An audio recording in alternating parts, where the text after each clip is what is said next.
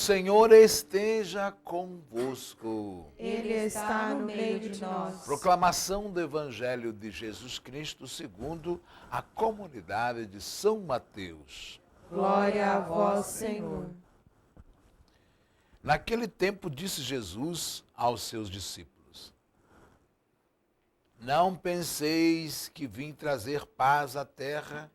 Não vim trazer paz, mas sim a espada.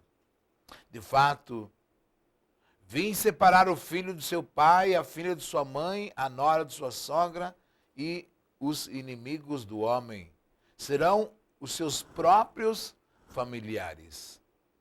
Quem ama seu pai ou sua mãe mais do que a mim, não é digno de mim. Quem ama seu filho ou sua filha mais do que a mim, não é digno de mim. Quem não toma sua cruz e não me segue, não é digno de mim. Quem procura conservar a sua vida vai perdê-la. E quem perde a sua vida por causa de mim, vai encontrá-la. Quem vos recebe, a mim recebe. E quem me recebe, recebe aquele que me enviou. Quem recebe um profeta por ser profeta, receberá a recompensa de profeta. E quem recebe um justo por ser justo, receberá a recompensa do justo. Quem dera ainda que seja apenas um copo de água fresca a um desses pequeninos, por ser meu discípulo, em verdade vos digo, não perderá a sua recompensa. Quando Jesus acabou de dar essas instruções aos 12 discípulos, partiu daí a fim de ensinar e pregar nas cidades deles. Palavra da salvação. Glória a vós, Senhor. Em nome do Pai, e do Filho, e do Espírito Santo. Amém. Amados irmãos e irmãs, estamos iniciando uma nova semana e temos a graça de participar, de vivenciar esta Eucaristia, que ela nos alimente, que ela abra os nossos olhos, nosso coração, para que possamos fazer esse itinerário semanal, assim inebriados, com o nosso coração voltado para o querer e a vontade de Deus. Algumas pessoas podem pensar que esse evangelho é uma loucura, porque como que pode que o Filho de Deus, né, possa vir trazer a guerra, a divisão? Na verdade, é bastante contraditório, sim, porque Jesus, o Filho de Deus, que veio trazer o reino de Deus, e disse que o reino de Deus é de amor, é de fraternidade, não poderia pregar algo ao contrário. E não o fez, na verdade. Quer Jesus, então, mostrar para nós que,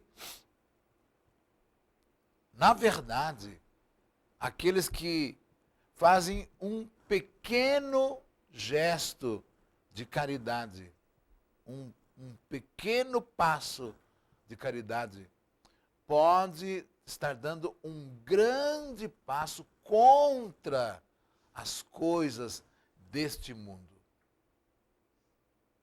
Nós vivemos um tempo hoje, não é? Hoje, nós vivemos um tempo mediado pela questão da política econômica.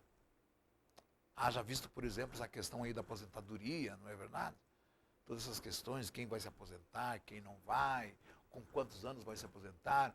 Um diz que você vai aposentar com 60 ou com 70, outros que você vai morrer e não vai se aposentar. Enfim, e tem lá não sei onde que está guardado esse dinheiro tão grande, uma panela enorme de dinheiro, e lá não tem mais dinheiro, e vai acabar o dinheiro. E as pessoas ficam nesse frenesi, nessa loucura. E muitas vezes esquecemos de dar um copo de água para o próximo. Esta relação com o próximo é fundamental na nossa religião. Não existe uma religião cristã sem a noção de próximo, de outro. Inclusive, quando no contexto dessa leitura, no contexto da evangelização de Jesus, as pessoas tinham muita dificuldade de entender o que é próximo, porque elas viviam sobre o sistema econômico, político dos romanos, que não tem a noção de próximo, tem só a noção de cliente. Eu posso negar o ócio com essa pessoa, ou seja, eu posso negociar com essa pessoa, eu posso fazer a troca, o comércio com essa pessoa, se é possível, então essa pessoa existe. Se eu não posso comprar nem vender para essa pessoa não existe. E como que faz com os pobres? Que não têm acesso a esses restaurantes que cobram 50, 100 reais para um almoço?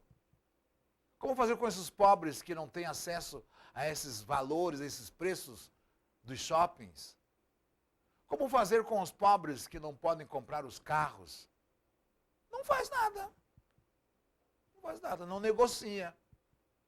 Então, para um romano, o outro só existe se eu posso negociar com ele, se ele pode ser o meu cliente. Se ele não pode ser cliente, ele é um bárbaro. E já Jesus diz assim, não. Quem é o outro? O outro é o teu próximo. E muito mais do que encontrar o teu próximo, é, diante da fé, poder dizer assim, eu me faço próximo deste outro, que é muito mais difícil, inclusive foi o contexto de ontem. Então, num contexto de negação do outro, aonde o outro não existe, dar um copo de água pode ser um passo enorme para uma sociedade, dentro de uma sociedade egoísta. Eu confesso que hoje em dia eu sou fã de ler, né, de duas pessoas. O Papa Francisco, na medida do possível, leio quase tudo o que saiu oficialmente, né, como documento. E, particularmente, eu não sei se eu posso usar a palavra devoto, e não sei se eu posso usar a palavra fã, mas eu tenho lido bastante uma mística francesa que nasceu em 1909, chamada Simone Weil. Veja o que o Papa Francisco diz. O Papa Francisco diz que a melhor manifestação de Deus, a melhor manifestação de Jesus é na misericórdia. E Jesus é o rosto mesmo do Pai misericordioso. Quando olhamos para Jesus, vemos o retrato do Pai misericordioso. E o próprio Jesus diz, sede misericordiosos como o vosso Pai é misericordioso. E quando você toca em alguém, num ato de misericórdia, não é mais você que toca, é o próprio Deus que toca nesta pessoa. E esta mocinha chamada Simone Weil, ela diz assim que o núcleo de maior sofrimento do humano é a aflição. Chegar ao ponto em que a pessoa está na aflição é tocar no núcleo mais vivo da pessoa. Pois veja que interessante. O ato da misericórdia é tocar o último da fila. É se dirigir ao último da fila. E lá no último da fila está a aflição. Veja, se você vai em um desses restaurantes aqui da cidade que cobram 120, 130 reais por um almoço, ali não tem aflição nenhuma. Ali não tem aflição nenhuma. Agora, quando você deve 5, 10 mil reais das Águas Guariroba, né? 5, 10 mil reais para a Energisa, né? Quando você não pode dar um iogurte para o seu filho, quando ele já não tem mais o caderno para ir para a escola, quando ele não tem acesso ao remédio, aí você toca na aflição das pessoas. Por isso, amados irmãos, um copo de água pode criar uma guerra nesse mundo. E muitas vezes, para você poder ter essa liberdade de dar um copo de água, desculpe, você tem que ir contra, não só a sociedade, mas muitas vezes contra a tua própria casa. Em algum lugar, contra até a tua própria igreja. Não é? Ciosa de pinturas, ciosa de pisos caros, ciosa de tecidos caros, mas que não é capaz de dar um passo na direção daquele que é miserável, daquele que não tem.